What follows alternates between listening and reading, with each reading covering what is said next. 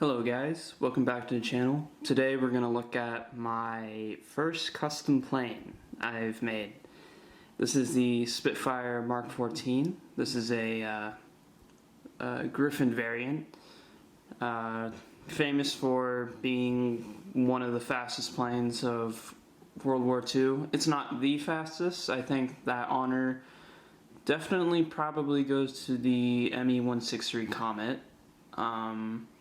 And if you don't count rocket planes, then it's definitely the Me-262, at least operationally. And if you don't count jet planes, then it's probably the Tempest or the Dornier 335 or something along those lines. You know, some sort of super prop.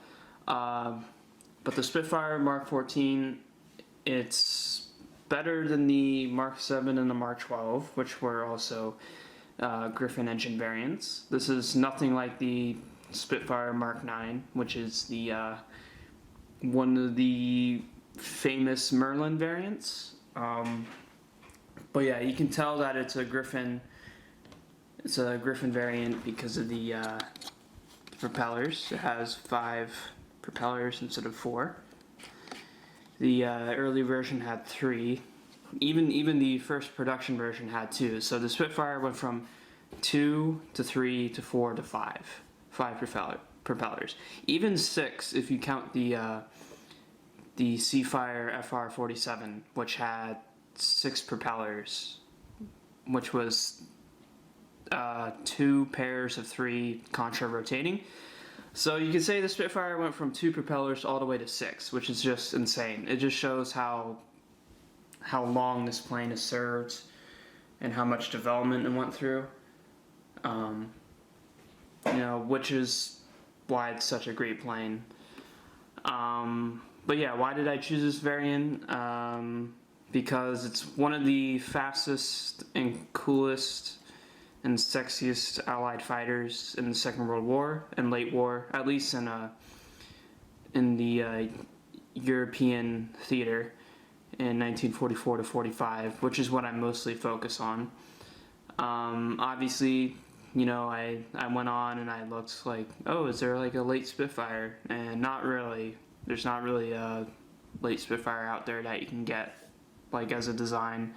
So I had to bite the bullet and build my own. Now, everything you see on here, like all of the decals, it's all stickers that I made and I put on. I think I did a really good job. Stickers almost look like Brickmania stickers, like really top quality. But yeah, it has the roundels, and you can see the technique I did for the wing. It's just bricks going sideways and plates going sideways. Yeah, this was my first plane. I think I did a really good job, actually. I'm very happy with this, how it turned out. If I could go back and redo it, I would focus a lot more on the wings, because the wings are not super stable. The wings are very heavy. As you can see, they slightly droop down because they are very heavy on the end, because this is just pure bricks and plates pretty much. But yeah, anyways, let's just go over some cool things I did with this model. So not only did I do stickers, I also did stickers for the entire underside. So obviously when you're doing like sideways bricks and plates, the color is going to show up like underneath and it's not going to look good.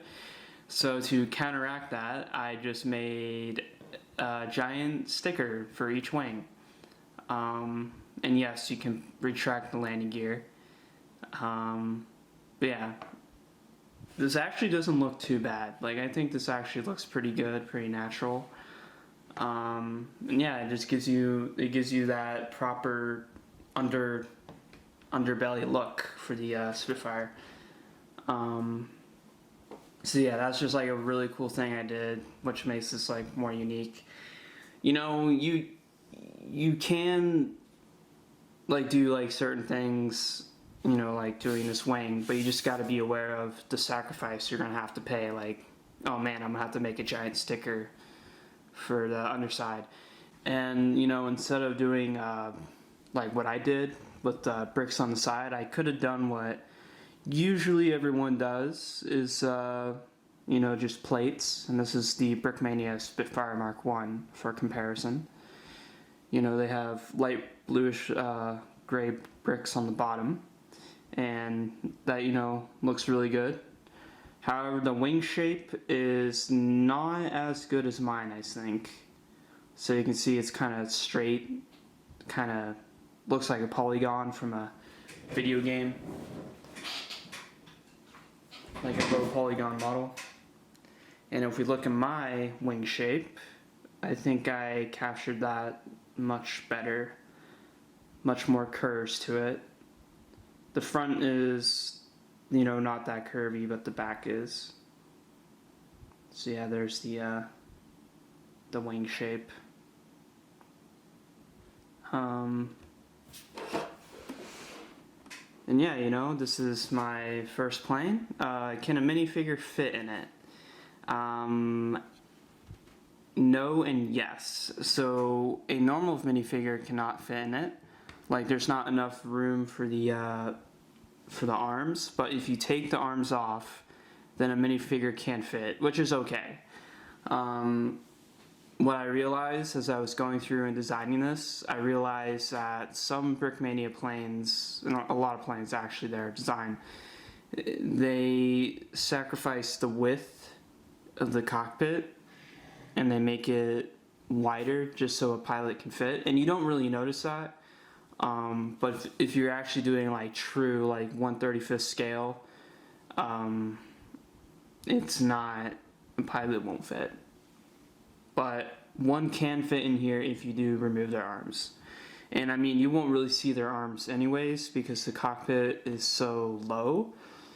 And yeah, this is the bubble top version of the Mark 14. There was also a like a Razorback version, which is the early version, but this is like the late version of that. Yeah, there's just so many Spitfire variants. But yep, the propeller moves, landing gear goes up. Relatively functional. Doesn't really have to be that functional. And you can see on the corner that if you look at the black, like the black stripe, I got a sticker on the end because that's those are not black pieces. So I got that black stripe going there. I don't think I can really show that off that well. But yeah, this is the Spitfire Mark 14, the Griffin engine version. I hope you guys enjoyed this quick review. And yeah, a collection video should be coming up right after this. So I hope you guys enjoyed this, and I'll see you next time.